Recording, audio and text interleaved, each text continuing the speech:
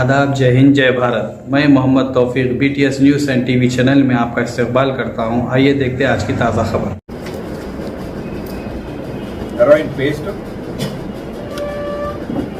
దాంతోపాటు ఐదుగురు కన్జ్యూమర్స్ని కూడా పట్టుకోవడం జరిగింది. 1 4-వీలర్ అండ్ 7 స్మార్ట్ ఫోన్స్ కూడా సీజ్ చేశాం.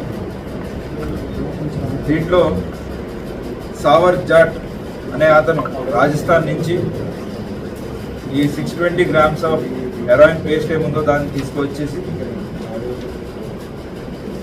మంగళరామ్ అనే అతని గడికేశ్వరులు ఉన్న మంగళరామ్ అనే అతని ఇంట్లో పెడతాడు. అక్కడి నుంచి